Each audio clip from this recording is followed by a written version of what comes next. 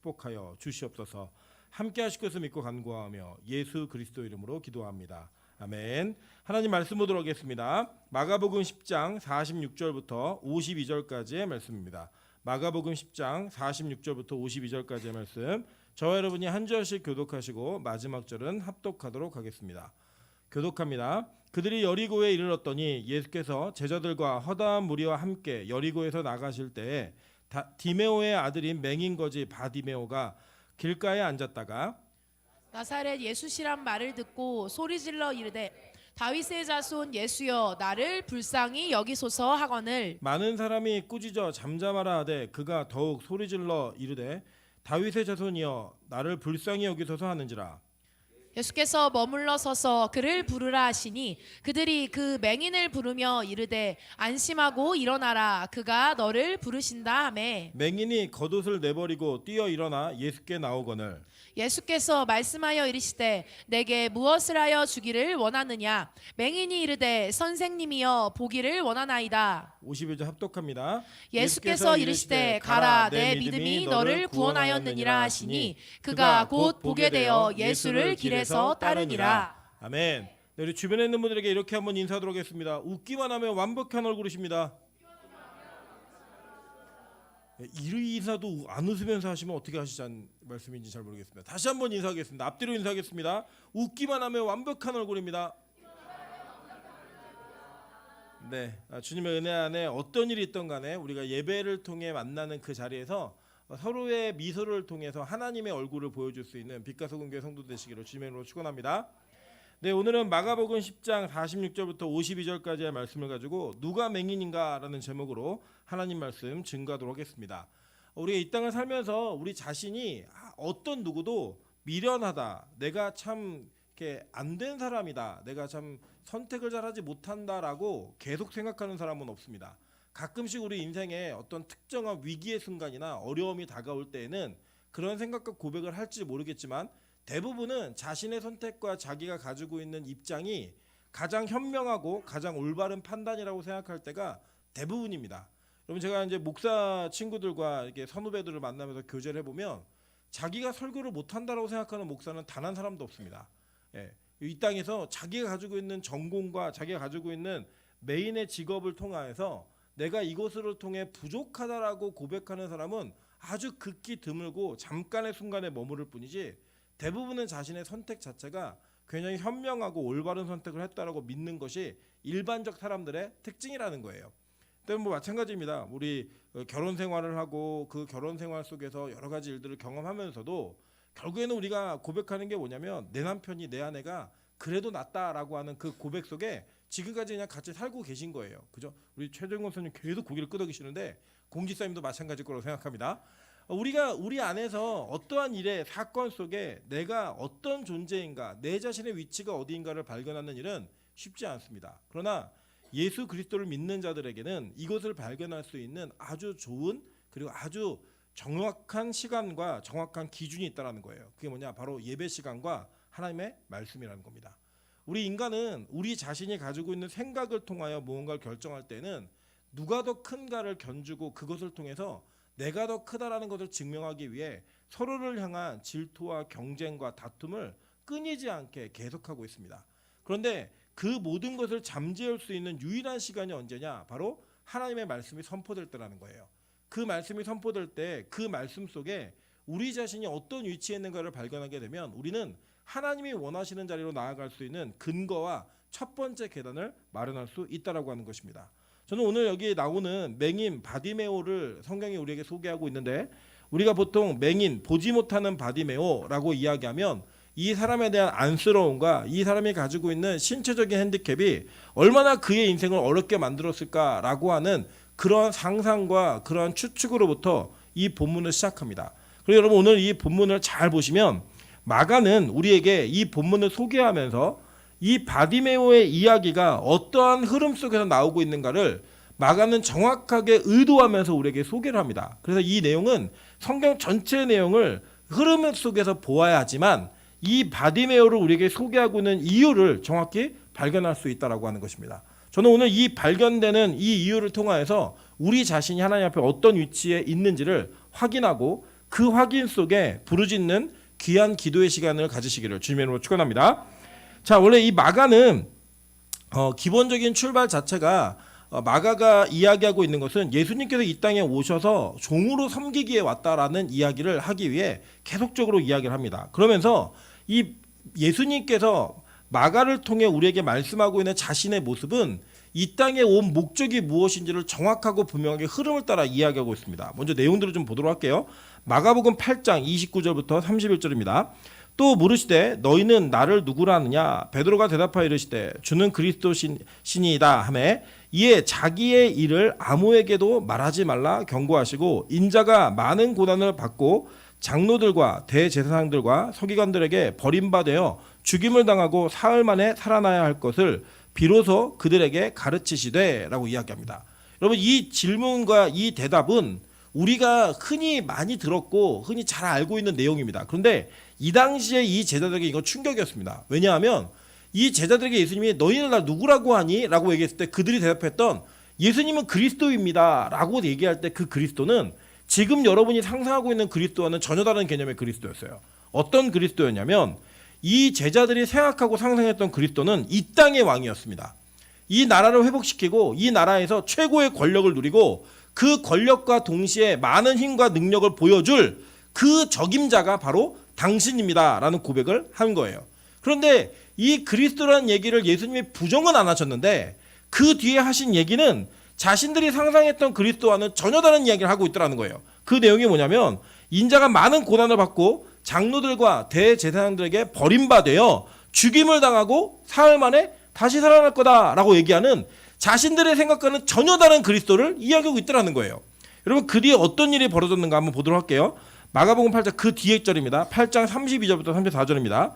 드러내놓고 이 말씀을 하시니 베드로가 예수를 붙들고 항변하매 라고 이야기합니다. 이 항변하다라는 이야기가 이 헬라어 원어와 영어를 살펴보면 어떤 식이냐면 예수님을 꾸지람한 거예요. 혼낸 거예요.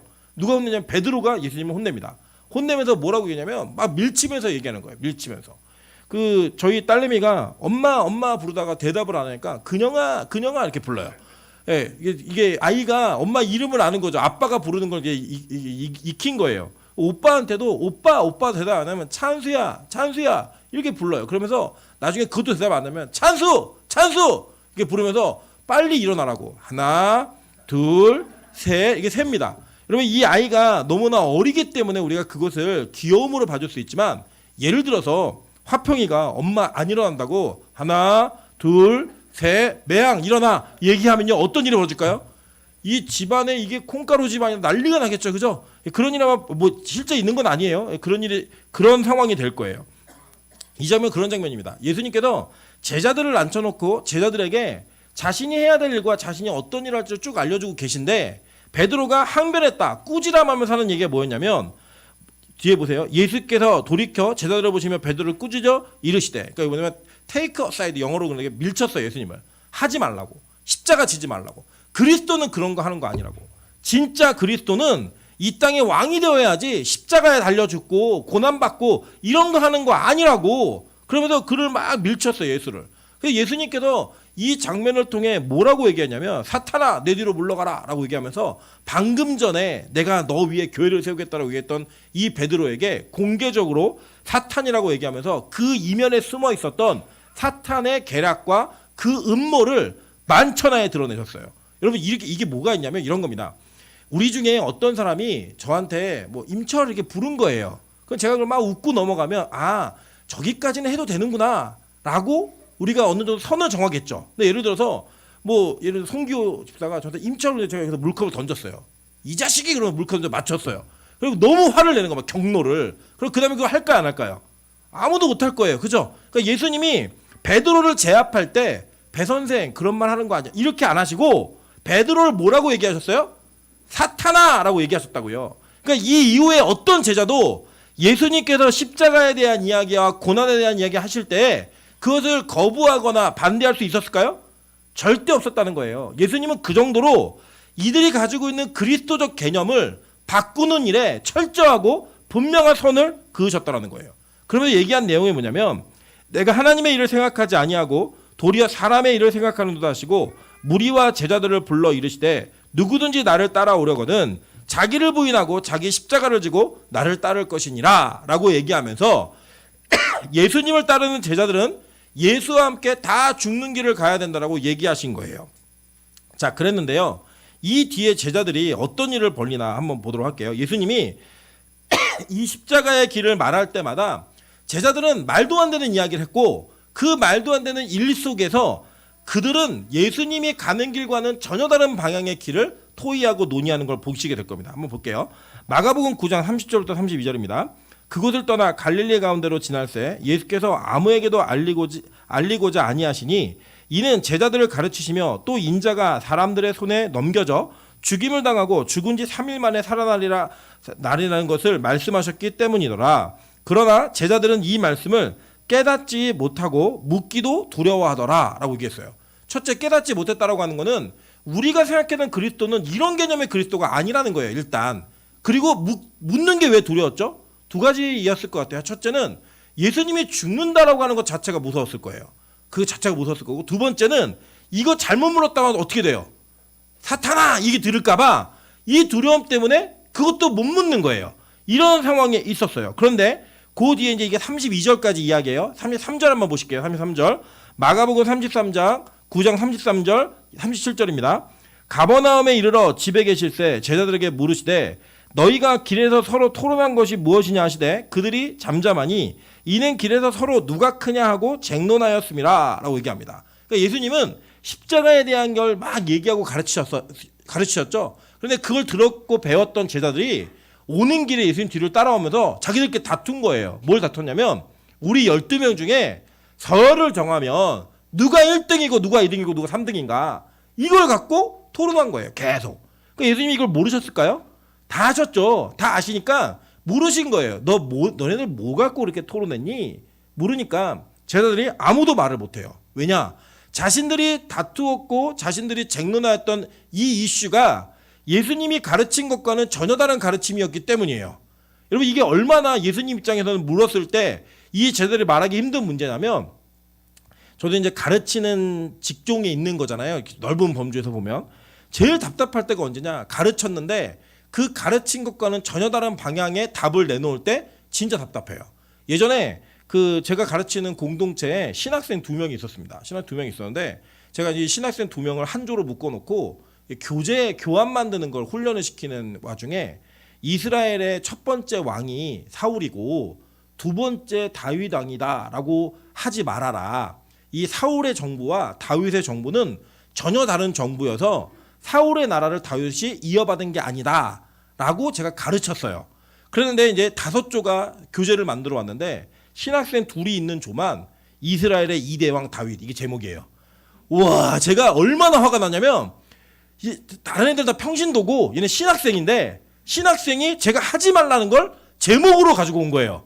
이게 얼마나 화나는 일인지 아세요? 그러니까 예수님이 지금 이 땅에 내가 온 목적은 이 땅의 왕이 되기 위해서 온 게 아니라 나 죽으려고 왔어. 내가 이 땅에서 가장 낮은 자리에서 섬기려고 왔어 라고 가르쳤는데 그 가르침을 들었던 그걸 풀이까지 해줬던 제자들이 뒤에 따라오면서 뭘 했어요? 누가 1등이냐 이거 했다는 거예요 지금. 여러분 계속 볼게요. 마가복음 10장 32절부터 34절입니다. 여러분 지금 이게 마가복음 계속 배우고 계신 거예요. 쭉 순서대로.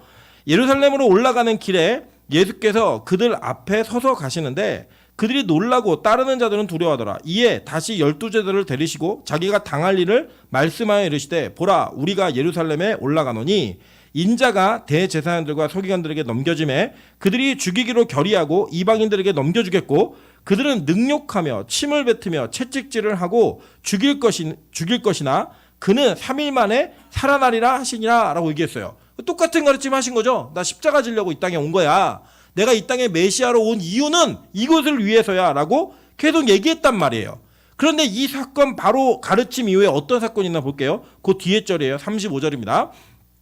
세베대의 아들 야고보와 요한이 주께 나와 여짜오되 선생님이여 무엇이든지 우리가 구하는 바를 우리에게 하여 주시기를 원하옵나이다. 이르시되 너희에게 무엇을 하여 주기를 원하느냐 여짜오되 주의 영광 중에서 우리를 하나는 주의 우편에 하나는 좌편에 앉게 하여 주옵소서. 이렇게 얘기하는 거예요. 무슨 장면인지 아시겠죠? 나는 죽으러 왔다라고 계속 가르치고 있는데 제자들이 예수님께 요청하고 기대했던 건 계속 뭐였냐면 예수님을 잘 따라다니면 누가 1등이 될 수 있는가예요. 그리고 심지어는 이 야고보하고 요한은 어머니까지, 다른 성경을 보면 어머니까지 이렇게 동원해 가지고, 어머니가 예수님의 이모였거든요. 친인척의 관계를 동원해 가지고 예수님 이 땅에서 왕이 되시면 저는 오른편에, 우리 형은 왼편에 좀 앉게 도와주세요 라고 하는 성경 최초의 치맛바람을 여기서 일으켰어요. 이런 장면이 계속 반복되고 있는 거예요. 이거를 마가는 의도적으로 쭉 설명하다가 그 사건 뒤에 예수님의 그 말들을 소개함과 동시에 오늘 여러분이 읽으신 본문을 소개하고 있는 거예요. 자, 이게 참 한번 볼게요. 예수님이 그렇게 얘기하는 그들에게 뭐라고 얘기했는지 한번 답을 주셨는데 뭐라고 하는지 한번 보도록 할게요. 43절입니다. 10장 43절. 저 있나요? 없죠? 예, 한번 볼게요. 10장 43절. 자, 다 같이 읽겠습니다. 45절까지 읽습니다. 시작.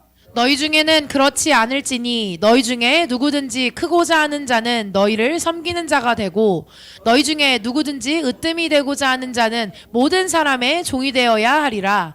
인자가 온 것은 섬김을 받으려 함이 아니라 도리어 섬기려 하고 자기 목숨을 많은 사람의 대속물로 주려 함이니라. 자, 예수님이 이 땅에 오신 목적을 너무나 분명하고 정확하게 가르치셨습니다. 그런데 이 예수님을 3년 반 동안 쫓아다녔던 제자들은 이 예수님의 가르침이 자신들의 사상과 생각을 바꾸는데 전혀 의미가 없었던 거예요. 그러니까 예수님을 가장 진척, 가까운 곳에서 근처에서 따라다니면서 그 예수님의 가르침을 전혀 배우지 못한 제자들의 그 생각 속에는 항상 뭐가 있었냐면 우리 중에 과연 예수님께서 이 땅의 패권을 차지할 때 누가 1등이 될 것인가. 이게 그들의 소망이었고 그들의 꿈이었고 그들의 가장 큰 관심사였다라는 거예요. 여러분, 사실은요, 우리 이 땅의 그리스도인들이 오늘도 많은 기도 제목을 갖고 철야기도라는 명목으로 기도하러 나와서 기도하는 시간일 것입니다. 그리고 그 기도 제목 속에는 여러분이 원하고 기대하고 바라고 있는 모든 것들이 다 담겨져 있을 거예요. 그래서 여러분의 기도 제목을 보면 여러분의 소원함이 무엇인지를 우리는 너무나 명쾌하게 알 수 있습니다. 여러분, 그런 가운데 과연 그 기도 제목을 지금 이것을 가르치고 있던 예수님이 들으신다면 뭐라고 얘기하실까? 한번 여러분의 기도 제목을 점검해 보시길 바라는 거예요.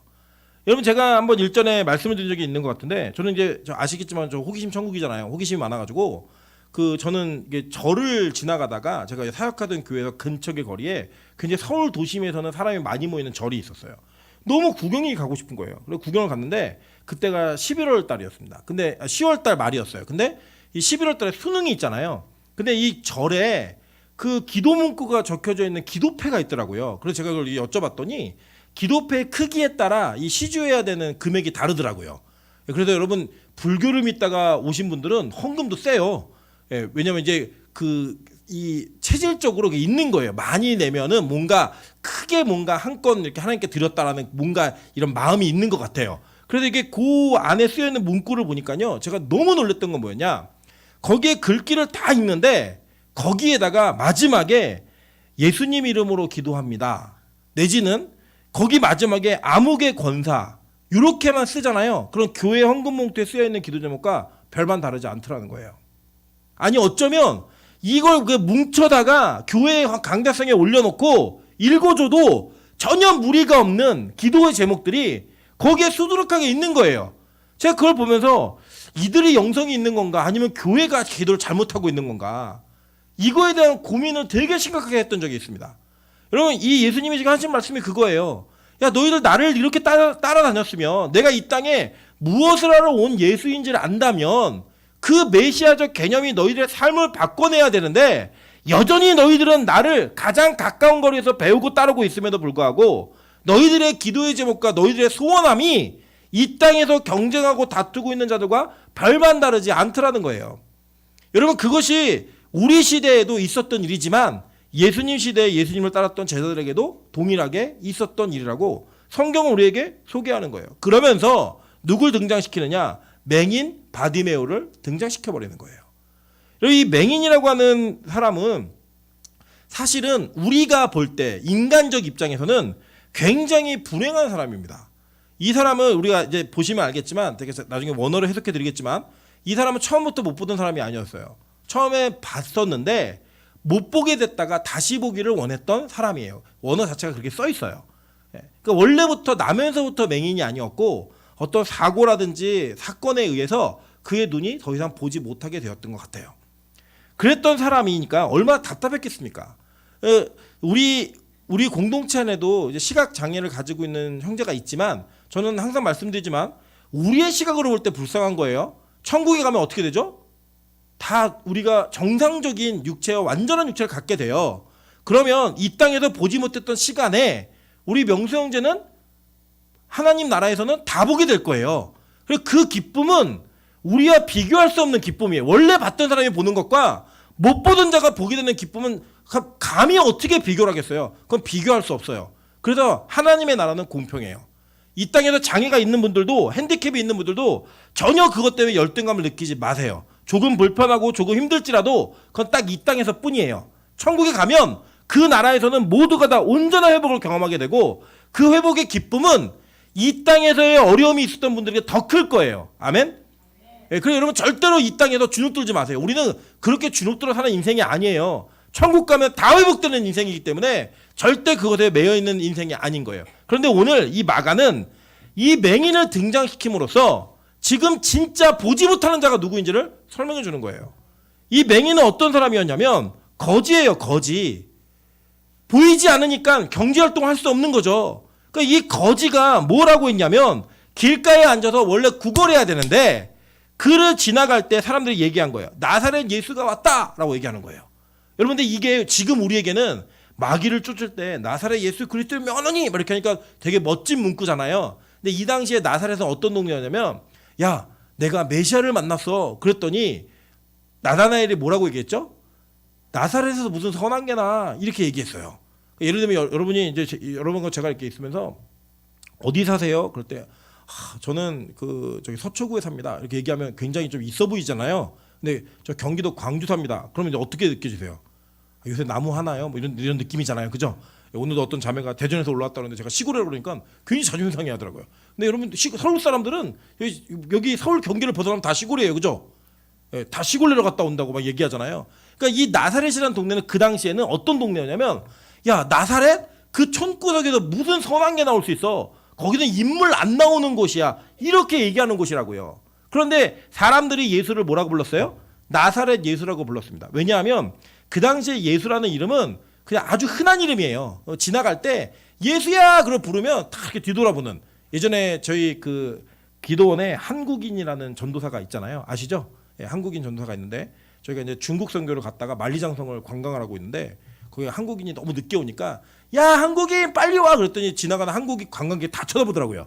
자기 이름을 부르는 줄 알고. 근데 이 한국인 그러면 거기 안에서는 굉장히 흔하게 보는 것처럼 뭐 우리 지금 얘기하면은 뭐 우리 민정 집사는 굉장히 흔한 이름이잖아요. 민정아 그러면 버스에서 한 사람 반드시 찾을 수 있는 이제 그런 이름처럼 예수라는 이름은 되게 흔한 이름이었어요. 그래서 우리가 뭐 천안댁, 안성댁 이렇게 부르는 것처럼 나사렛 예수라고 불러야지만 그 사람을 정확하게 찝어낼 수 있었습니다. 그래서 막달라 마리아도 막달라가 동네 이름이에요. 막달라 마리아 이런 식이에요. 그렇기 때문에 나사렛 예수라고 부르는 건 무슨 뜻이냐면 야 촌놈 예수 이렇게 부르는 거예요. 마태복음 1장 잘 읽겠습니다. 시작. 아브라함과 다윗의 자손 예수 그리스도의 계보라. 자 마태가 예수님께서 승천하시는 것까지 다 보고 나서 진짜 메시아가 어떤 분인지 안 다음에 자기가 자기의 고백을 통해 예수를 소개할 때 마태가 그 글을 써내려가면서 처음 썼던 게 뭐예요? 다윗의 자손 예수 그리스도를 쓰는 거예요. 그러니까 마태는 이거 언제 알았어요? 이거 쓸 때 알았다고요. 그런데 지금 바디메오는 눈이 안 보이는데 언제 알아요? 나사렛 예수라는 얘기를 듣자마자 그는 그 호칭을 다윗의 자손 예수라고 부르는 그 믿음이 그에게 들어갔다라는 거예요. 눈이 보이지 않는데 다 볼 수 있었던 제자들은 예수의 가르침을 보지 못하고 듣지 못해서 항상 그들은 누가 큰지 그거 갖고 싸우고 앉아 있는데 눈이 보이지 않는 거지 나사로는 바디메오는 자신이 가지고 있었던 그 신체적 한계에도 불구하고 나사렛 예수라는 이름을 듣자마자 그 호칭을 다윗의 자손 예수로 바꿔버리는 거예요. 마가는 우리에게 이거 도전하는 거예요. 누가 맹인이지? 이 글을 쭉 읽었던 사람들에게 얘기하는 거예요. 누가 맹인이지? 여러분 오늘 밤 기도하러 여러분이 이 자리에 오셨는데, 예배드리러 여러분 오셨는데, 여러분 인생에서 중요하다고 생각하는 가치, 내가 이곳에 와서 기도하는 이유, 내가 하나님을 섬기는 목적, 이 모든 것들이 예수님께서 여러분을 가르치시고 있는 그 가르치신 범주를 벗어나고 있다면 성경은 오늘 여러분이 보지 못하는 자라고 이야기하는 거예요. 눈이 보이지 않는 명수 형제가 안타까우세요? 아니요. 제가 볼 때는요, 영적으로 보지 못하는 맹인들이 훨씬 더 안타까운 인생을 살고 있어요. 평생을 목사로 살았는데 하나님의 뜻을 모르는 목사도 많고요. 평생을 장로 권사로 살았는데 기도 제목이 여전히 이 땅의 것을 붙들고 사는 사람들도 많아요. 많은 청년들이 예수를 믿고 교회에서 예배한다고 하는데 그 기도와 소망과 바람 속에 하나님의 나라를 꿈꾸고 그 나라를 보기 위한 목적이 아니라 그것에는 눈이 가려져 있고 이 땅의 것을 보기 위한 시각만 열려있는 이 많은 세대의 설교와 많은 기도의 모습 속에 성경 우리를 고발해버리는 거예요. 누가 진짜 맹인인지, 누가 볼 수 있는 자이고 누가 볼 수 없는 자인지를 정확하고 분명하게 지적하는 거예요. 여러분, 여러분에게 예수님은 어떤 분입니까? 내가 힘들고 어려울 때 기도하면 나를 위로해 주시고, 내가 어렵고 힘든 일이 있으면 기도할 때 그것을 해결해 주시는 그런 하나님이실까요? 그런 예수님의 수준에 머물러 있다면 여러분, 진짜 그 예수님은 이 땅에 십자가를 지러 오신 예수님이 아니라 여러분의 문제 해결사로 오신 분일지도 몰라요. 은행장, 병원장, 재판장 이런 걸로 오신 분이겠죠. 그래서 여러분 한번 생각해 보세요. 지금 내 기도 제목이 예수를 어떻게 생각하고 있는 거지? 내가 그 사람에게 바라는 게 무엇이지? 그것을 여러분 고민해 본다면 지금 오늘 여러분의 신앙의 목적과 여러분의 방향성이 너무나 분명하고 정확하게 드러나고 있다는 거예요. 여러분, 마가가 이걸 왜 의도했는지, 정확하게 의도한 것인지 저는 더 면밀하고 분명하게 말할 수 있어요. 이 단어들 속에도 의도적으로 마가는 이 제자들과 이 바디메오를 비교해 버려요. 어떻게 비교하느냐면 이들이 싸울 때 어디서 싸우는지 아세요? 길에서 싸워요. 길에서. 계속 길에서 싸우는 거예요. 길에서. 그런데 지금 이 바디메오가 어디에 앉아 있었어요? 길가에 앉아 있었어요. 그리고 심지어는 뭐라고 얘기하면 마지막에 52절 보시면, 가라, 내 믿음이 너를 구원하느니라 하시니 그가 곧 보게 되어 예수를 어디서 따라요? 길에서 따라가요. 얘기하는 거예요. 어떤 길을 가요? 우리 다 각자 인생의 길이 있잖아요.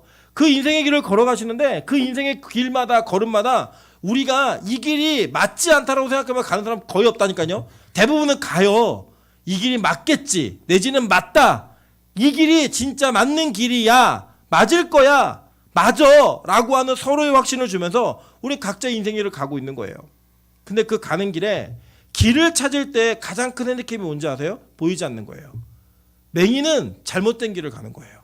그러니까 이 제자들은 영적 맹인이니까 맨날 길에서 싸우는 거예요. 그 길이 잘못됐다라고 성경 고발해버리는 거예요. 너희들이 얼마나 잘못된 길을 가고 있는 줄 알아? 여러분, 이 고발에 여러분이 자유로울 수 있을까요? 아니, 저도 여러분도 그 어떤 누구도 이 성경의 고발에 자유로울 수 없어요. 왜냐? 우리 역시 영적 맹인일 가능성이 크기 때문에. 여전히 우리는 예수가 촌에서 올라온 그 예수라고 불려지는 그 예수를 다윗의 자손이라고 부를 만한 믿음이 없고, 우리에게 재판장으로, 은행장으로, 우리의 문제를 해결하는 해결사로 예수를 믿고 있기 때문에 그 믿음이 예수님께서 실제로 이 땅에 오신 목적과는 전혀 다른 방향성을 가질 수밖에 없다는 거예요. 우리 수없이 많이 그렇게 기도해 왔잖아요. 그리고 이 교회 안에서도 그런 어떤 은혜가 여러분에게 나타나면 누가 더 큰 자인가, 누가 더 대단한 사람인가, 누가 더 위대한 자가 될 것인가, 이것이 우리의 경쟁의 상대였고 시기 질투의 모습이었어요. 내가 무슨 차를 타고 다니는지, 어떤 크기의 집에 살고 있는지, 자산이 얼마나 되는지, 내가 얼마나 음식 솜씨가 좋은지, 내가 얼마나 노래를 잘하는지. 오늘도 우리 이 장소에 보컬만 하나, 둘, 셋, 넷, 5명이 앉아 있습니다. 누가 노래를 가장 잘할까? 누가 가장 못할까? 그 경쟁이 없을까요? 아니요, 있어요. 진짜 있어요. 목사들도 마찬가지예요. 누가 제일 큰 교회를 목회하고 있는가, 누가 사례를 가장 많이 받고 있는가, 이런 걸로요 경쟁하고 시기하고 질투하는 그 모습이 있어요. 여러분, 우리는 하나님의 나라를 꿈꾸며 사는 존재들인데 여전히 그 나라에 대한 맹인이고 이 땅이 전부인 것처럼 살아가는 모습으로 우리 매일매일 살고 계시지 않습니까? 그래서 누군가 나보다 기도를 좀 덜하는 것 같고 예배를 덜하는 것 같은데 잘 돼 있으면 열받고, 나보다 뭔가 가진 것도 없고 배운 것도 없는 것 같은데 더 높은 위치에 있으면 끌어내리고 싶고, 그래서 항상 비난하고 욕하고 그들이 어깃장을 놓고 그 사람들이 잘못되기를 기대하고 꿈꾸고 살고 있는 게 우리의 모습 아니에요? 여러분, 저는 참 신기한 게 뭐냐면, 그래도 우리나라에 국회의원이 됐다라고 할 정도면 뭐 재력이나 지식적으로나 그래도 웬만한 사람들보다 평균 이상 아니에요. 그런 사람들 하는 거 보세요. 그 보면은 어느 정권을 지지하는 이런 걸 얘기하는 게 아니라 그 사람들의 행태가 어떤 사람이 무엇을 소유하거나 잡거나 좋은 위치에 있으면 어떻게든 흠집내고 끌어내려고 노력하고, 또 상대가 올라가면 또 그 사람 끌어내리고, 이게 역사의 반복이잖아요. 계속 국민들이 볼 때는 멍청해요. 어떻게 저렇게 배운 사람이 저렇게 말을 하지? 저렇게 행동할 수 있지? 근데 몰라요. 왜요? 자기들의 성공과 자기들이 부귀영화를 누리는 거에 눈이 멀어 있으니까 모르는 거예요. 여러분, 되게 신기한 게 뭔지 아세요? 우리 민하연 전사님이 자기 연애하는 거 티 안 내려고 되게 노력하거든요. 자기는 하나님만 사랑하는 것처럼 막 되게 노력을 해요. 그 언제죠? 며칠 전에 남자친구가 멀리서 이제 만나려고 여기를 왔어요. 그래서 저희가 다 이제 끝나고 여기서 기도를 하고 가겠다는 거예요. 제가 봤는데 눈빛은 이미 나가 있어요. 영혼은 이미 떠나 있는데 몸은 여기서 기도를 하고 가겠다는 거예요. 그래서 제가 보는 게, 이거 기도를 해도 기도가 아니에요. 이게 시간 채우는 땜빵이에요. 제가 그랬어요. 야, 그냥 가. 이게 멀리서 온 분에게도 저 예의가 아닌 것 같고 그냥 가, 그냥. 그랬더니 평소 같았으면 아니에요 목사님, 그러면 안 됩니다 이런데, 그럴까요? 우리 가는 거예요 그냥. 그 이미 뭐예요? 영혼은 나가 있어요. 다 안다니까요 여러분. 제가 되게 웃긴 게 뭐냐면, 제가 청년사역 오래 했잖아요. 쟤랑 분명히 만나요. 사귀어요. 다 알아요. 티가 다 나요. 근데 본인만 몰라요. 본인은 티낸 적 없대요. 자기는 절대 티낸 적 없대요. 근데 다 알아요. 꼭 그 주변에 앉아있고, 괜히 걔가 말하면 크게 막 박수 치면서 웃고, 걔가 없어지면 같이 따라 없어지고, 다 보여요 눈에. 근데요 자기는 다 철저히 숨겼대요. 그리고 그렇게 우리 살아요. 눈이 멀면요, 내가 무슨 짓을 하고 있는지, 내가 어떤 행동을 하고 있는지, 내가 어떤 것에 어떤 마음으로 대하고 있는지 주변이 다 안다니까요. 쟤 요새 이상해. 제가 예전에도 그랬어요. 너 요새 힘들지? 그때 어떻게 하냐? 걔는 얼굴 써 있어요. 근심, 걱정 써 있어요. 그냥 힘들면 티가 다 나요. 그런데 다 나는데 어떻게 알았냐요? 저는 그럼 제가 그러죠. 기도하니까 다 보이던데. 진짜요? 뭘 다 보여요? 보이기는 얼굴에 다 나타 있는데. 여러분, 우리 인생 그렇게 산다니까요. 아무리 예쁘게 꾸미고 아무리 무언가를 있는 척하고 굉장히 아무렇지도 않은 것처럼 살아도요, 제가 보면요 영적으로 다 곰핍해요. 왜냐? 우리는 우리의 육신을 따라 사는 삶은 절대 우리의 영을 만족시킬 수가 없어요. 아무리 행복한 것 같아도 여러분 다 그 안에 공고함이 있다니까요. 저 사람은 좋아 보여도, 저 사람은 괜찮아 보여도 저 집에 무슨 문제가 있겠어? 저 사람에게 어떤 어려움이 있겠어? 아니에요 여러분, 그런 말 하지 마세요. 다 어려움이 있다니까요. 여러분, 제가 아내 때문에 어려움이 없으실 것 같아요? 거짓 선지자입니다. 네. 믿으시면 안 돼요. 네. 다 있어요. 누구나. 없는 사람 없다고요. 누구나 다 자기가 가지고 있는 자기 내면 세계에 다 말하지 못하는 문제들이 있어요. 이걸 채울 수 없는 문제들이 있다고요. 그런데 우리는 여전히 그걸 가리면서 사는 거예요. 괜찮은 것처럼, 아닌 것처럼. 그러니까 어떻게 사는 거예요? 영적 맹인으로 사는 거예요. 버티면 사는 거예요. 그냥 하루하루를. 여러분 신기하지 않으세요? 제가 이번에도 저희가 그 2박 3일 수련회를 하면서 이틀은 이제 하늘문에서 예배를 드렸고, 하루는 놀았어요. 하루 놀았는데, 이틀 예배 드리는 동안에 사실은 예배 말고는 저희가 다 놀고 쉬는 시간을 보냈음에도 불구하고, 저희는 수련회를 가가지고 하루에 3번 예배 드리는 것도 힘들어요. 사실 힘들어 하시더라고요 다들. 권사님들이 마지막 예배는 여기서 드리겠다고. 괜찮아, 자유하면 드리는 거 뭐 탓하는 게 아니에요. 그런데 여러분, 거기는요 매일 3번의 예배를 쉬지 않고 드렸던 교회고, 지금 다시 시작했어요. 코로나 때 잠깐 멈췄다가 다시 시작해서 또 드려요. 저희 어머니가 그 집회 다 끝나시고 양산에 내려가셨잖아요. 거기서 또 11시에 또 하고 오셨어요. 제가 그걸 보면서, 야, 이게 70세가 가까운 몸으로 저걸 한다니, 이게 지금 가능한 일인가? 영적으로 거기에 눈이 떠 있으니까요 다른 건 안 보이는 거예요. 근데 우리는 여전히 우리의 영적 눈이 떠 있지 않으니까, 맹인이니까 우리가 보고 싶은 것만 보는 거예요. 그래 여러분, 이번 수련회 갔다 오셔서 뭐 떡이 맛이 없다, 맛있다, 차 타는 시간이 너무 길었다, 이런 거에 집중하면 뭐다? 영적 맹인인 거예요. 하나님 우리 영육간에 이렇게 통과시켜 주셨으니 얼마나 감사한지. 내가 3번 예배를 드렸어? 할 수 있겠네. 내가 이렇게 은혜를 받았어? 내가 가능하겠네, 매일 예배가. 이게 바로 우리가 눈을 떠야 될 실제 영역인데, 우린 여전히 어느 순간 어느 영역에 맹인이 되어 살고 있는데, 제일 편한 게 뭔지 아세요? 영적인 거에 눈을 감으면 편하게 살 수 있어요. 몸은. 영혼은 괴로워요. 근데 영적인 거에 눈을 뜨면 뭐가 괴롭냐면 몸이 괴로워요. 몸이 괴로워요. 근데 영혼은 만족하면서 살 수 있어요. 여러분, 그걸 우리가 얘기해 주는 거예요. 왜냐? 그 예수를 인류 역사 전체 속에서 예수님의 제자가 된다는 게 얼마나 큰 특권이에요. 우린 보지도 못했는데 예수님의 만져보고 숨결을 느끼고 같이 밥을 먹어보고, 이게 얼마나 큰 특권이에요. 근데 그 시간을 어떻게 보냈다? 맹인으로 보낸 거예요. 그런데 예수님과 함께 밥 먹지 않았던 이 바디메오는, 그의 믿음은 나사렛 예수를 다윗의 자손 예수라고 부를 수 있었어요.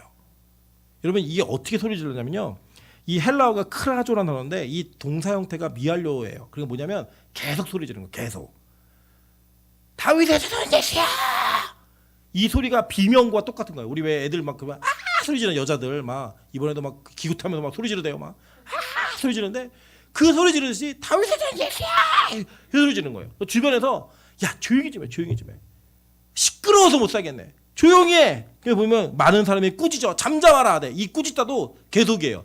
여러 사람이 계속 얘기한 거예요. 조용히 좀 하라고, 좀 말 좀 들어. 근데요, 이 사람에게 분명한 소망은 딱 예수 하나예요. 다른 거 전혀 필요 없어요.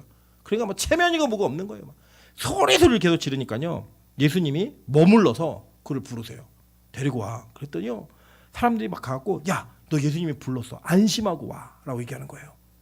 그랬더니요, 이 맹인이 어디까지 안심했는지 아세요? 옷을 벗어 던지고 뛰쳐나가요. 이게 무슨 의미냐면, 이 겉옷이라는 이 히브리어, 원래 히브리어가 번역된 건데, 이 베게드라는 단어는, 옷은, 고대 사회의 옷은 사람의 신분을 나타내요. 내가 무슨 색깔의 옷을 입었는가, 어디까지 옷을 입었는가가 그 사람의 신분을 증명합니다. 노예는 옷을 입을 수 있었을까요, 없었을까요? 없었어요. 이 거지가 옷을 입었을 때 이 구걸하는 장애인이 옷을 입은 이 옷이 특별했을까요? 아니면 평범했을까요? 특별했겠죠. 그러니까 뭐냐면 이런 거예요. 여러분, 그 노숙자, 우리 시대 노숙자가 계시잖아요. 그분들이 입은 옷을 보면 입을 만큼 탐나세요? 아니죠. 그리고 보면 알잖아요. 이게 지나가는 분이 입었던 옷을 보면, 아, 저분은 노숙자구나라고 우리가 어느 정도 예측할 수 있어요. 그죠? 예측할 수 있다고요. 그 예측되는 옷, 그의 신분을 나타내는 옷을 그가 벗어 던집니다. 왜 벗어 던졌는지 아세요? 고쳐줄 줄 믿은 거예요. 자기가 그 옷을 벗어 던진 건 안 보이는데 옷을 벗어 던졌다? 이건 뭐냐면 이 옷은 더 이상 입지 않겠다는 거예요. 그 믿음이 있는 거예요. 그 믿음이. 여러분, 기도하러 나오셨는데 이게 될까? 안 되죠. 그러면 그 되겠어요?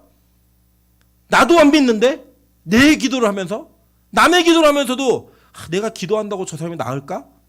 이런 그런 마음으로 기도하시면 그거 되겠어요? 안 되죠. 어떻게 나가야 돼요? 옷 벗어 던지고 나가는 거예요.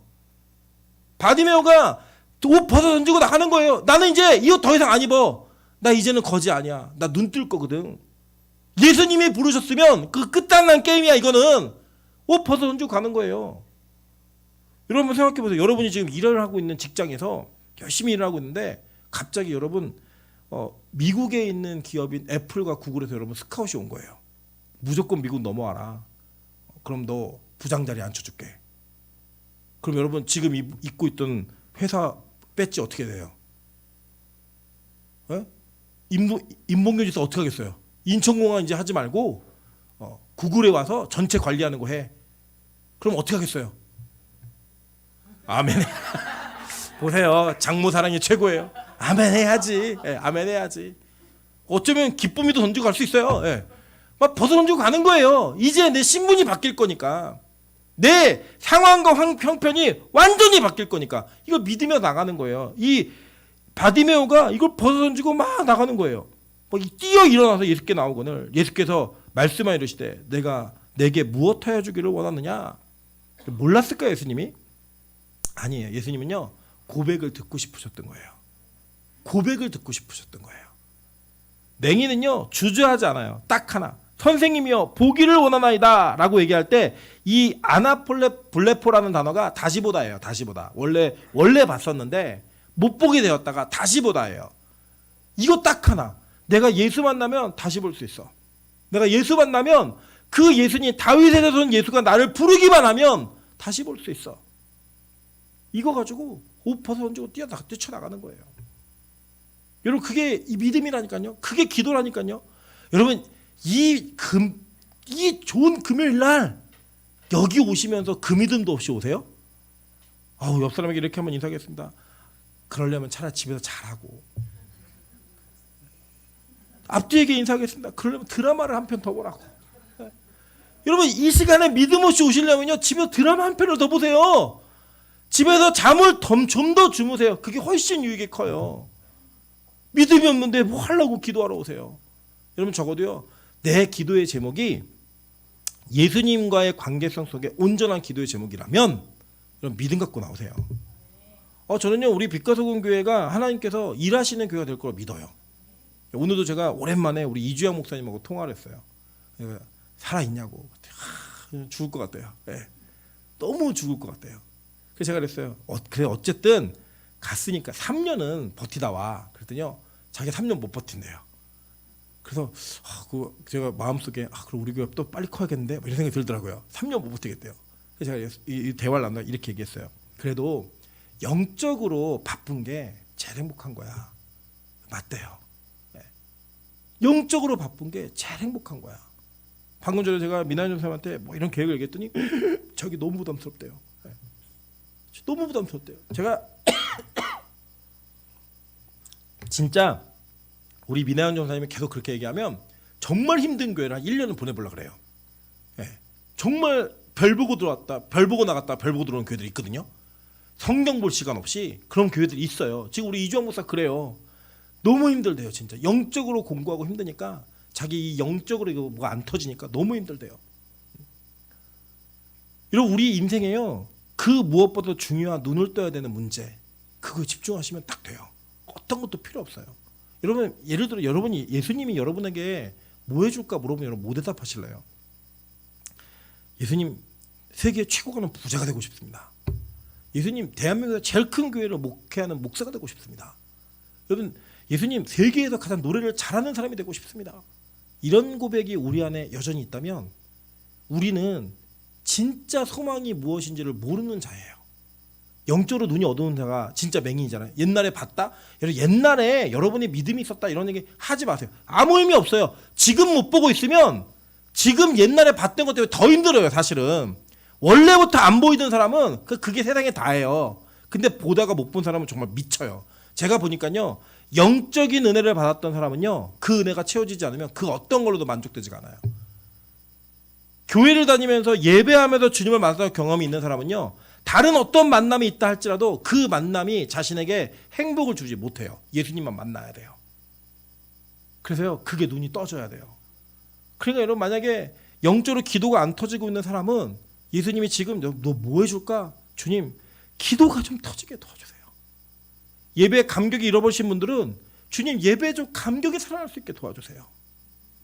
하나님에 대한 사랑, 십자가에 대한 그 감격이 잊어버린 분들은 주님 제가요 그 십자가에 대한 감격을 되찾을 수 있게 좀 기도해 주세요. 저를 좀 도와주세요. 이 기도의 제목이 명확해야 된다고요. 그럼 오늘 예수님이 여러분 물으실 수 있어요. 뭐 원해? 내가 뭐 해줄까? 그때 못 대답하실 거예요. 여전히 제자들처럼 예수님이요 저를 오른편에 왼편에 이렇게 앉혀주시는 대박이 좀 났으면 좋겠습니다. 로또 번호 6자리만 알려주시죠. 이 땅에서 좀 좋은 차 좀 탈 수 있게 도와주시죠. 제 자산이 한 50억, 60억, 100억 될 수 있게 좀 은혜 좀 주시죠.